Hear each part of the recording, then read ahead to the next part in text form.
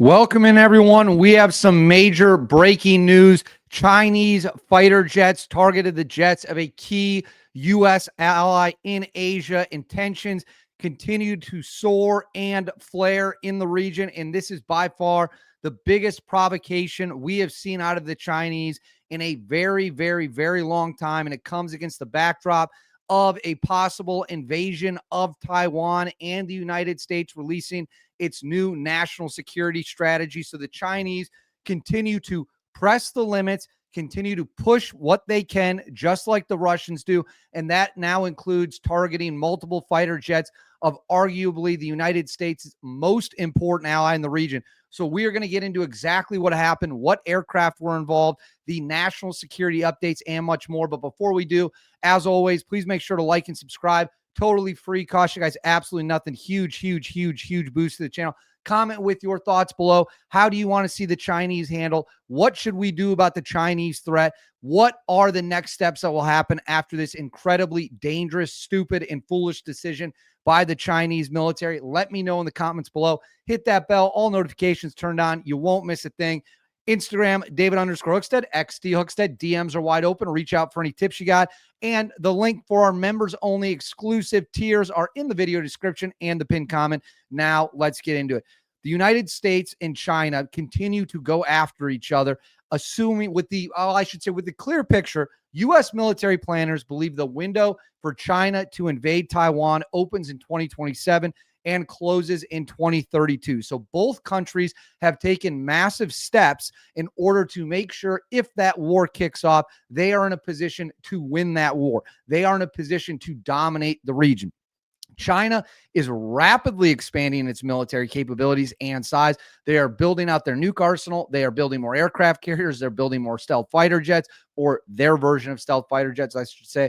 They are building massive landing ships, massive cargo ships that can be used to land tanks, troops for Taiwan. We know these military exercises are going on. Our satellites have picked them up. So we're not lost in the dark here. At the same time, the Japanese have made it clear recently they will not tolerate Chinese aggression. They will not tolerate China pushing out further into the region. And that pissed off the Chinese leadership in a big way.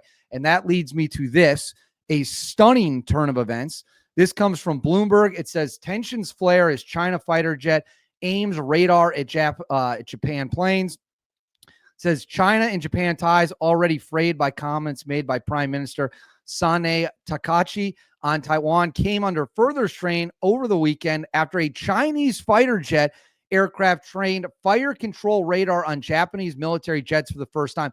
I believe this is technically an act of war. That going hot on radar and locking your weapon systems on is an act of war. If I'm incorrect on that, I'm pretty sure I am correct. But if I am, let me know in the comments below. But that is insane. So China literally got locked on. Their weapons went hot. They were ready to shoot down Japan's fighter jets, not in Chinese airspace. They just went out and did this. So it says the two countries gave conflicting accounts of events, with Tokyo saying a Chinese aircraft had locked radar on its plane over international waters on Saturday, and Beijing accusing Japanese jets of disrupting its air training. This is extremely unfortunate. We strongly protested to China and demanded measures to prevent any recurrence. We will respond calmly and firmly, Takachi said on a TBS News broadcast Sunday. The incident is set to further fuel tensions between the two nations, sparked by Japan's premier's comments last month that a China attack on Taiwan could mean a survival-threatening situation for Japan. Her statement implied there was a possibility Tokyo might deploy its military with other nations in that scenario. So China was livid that Tokyo, the Japanese government, said they might come to Taiwan's defense, and their response now is to send fighter jets up, lock their weapon systems on our critical key ally, Japan. Japan is one of our greatest allies. It's one of the few countries where I really don't have anything bad to say about them.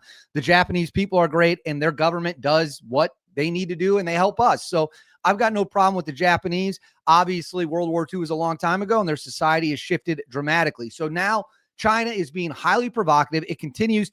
Beijing has accused Takachi of interfering in its internal affairs and issued economic and diplomatic reprisals, demanding that she retract the remark. The Japanese prime minister has refused to withdraw the comments, arguing there is no change in Japan's position, leaving the two sides locked in a diplomatic stalemate.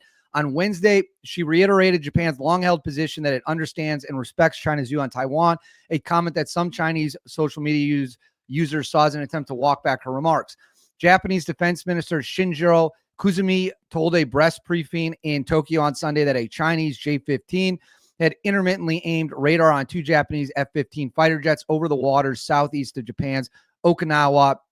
So it happened near Okinawa. It says the first incidents of the Chinese aircraft locking radar on Japanese F-15 took place over a period of 3 minutes just after 4:30 p.m. on Saturday, according to the ministry's statement.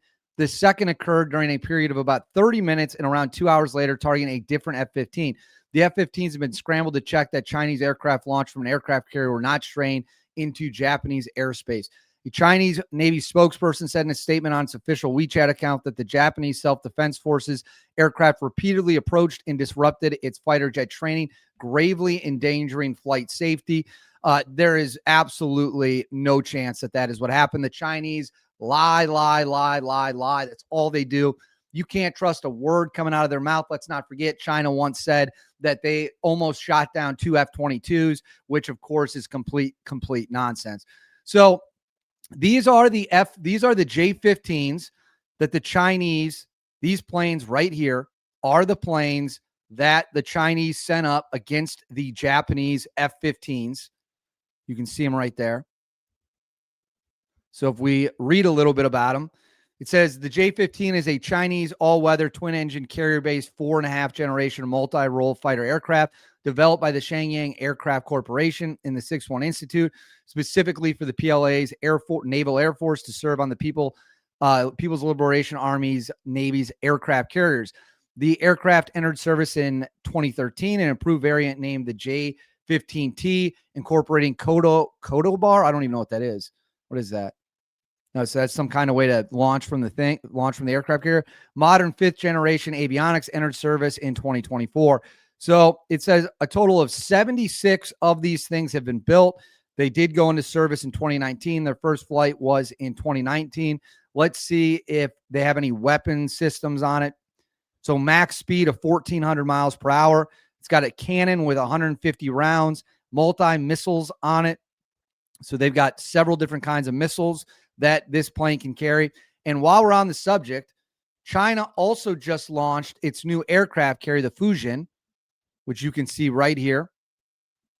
So that they just launched this aircraft carrier in November of 2025. They finally set it to sea.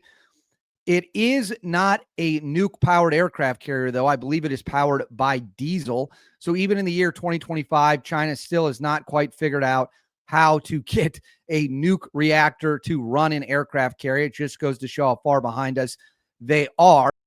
Now, as this happened, the United States also recently released its new national security strategy, which I have 2 parts I'm going to put up on the screen for you here. It says, and this is dealing directly with China. So Trump is making it clear we will not back down on China. We will not let China dominate the region. How do we make sure China doesn't dominate the region? We have a military strong enough to deter conflict.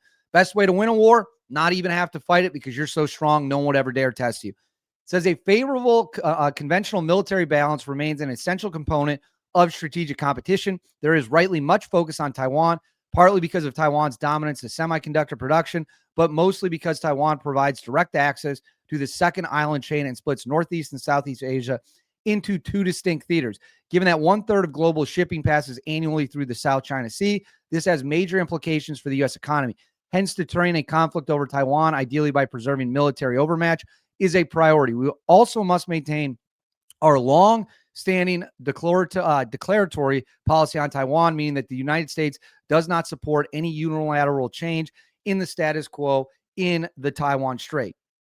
So this now on the screen is part 2 of the new strategic plan for dealing with China. It says we will build up a military capable of denying aggression anywhere in the first island chain, but the American military cannot and should not have to do this alone. Our allies must step up and spend, and more importantly, do much more for the collective defense. America's diplomatic efforts should focus on pressing our first island chain allies and partners to allow the U.S. military greater access to their ports and facilities, to spend more on their own defense, and most importantly, to invest in capabilities aimed at deterring aggression. This will interlink maritime security issues along the first island chain while reinforcing U.S. allies and capacity to deny any attempt to seize Taiwan or achieve a balance of forces so unfavorable to us that make defending the island impossible. So that is the United States defense strategy, making it crystal clear. We absolutely will defend Taiwan. We will continue a military buildup in the Asian region, but our allies have to do it as well. We cannot do it alone. They must step up, get the job done, chip in, and make sure that China can be confronted. So we have a situation now where Chinese fighter jets are conducting acts of war against Japanese fighter jets. They did not fire on them, but their weapons were cleared hot. Their radar locked onto the jets. We have the United States saying, hey, we are going to ramp up military efforts in the region against China due to the fact China is frankly going to likely try to invade Taiwan, and we don't want that to happen.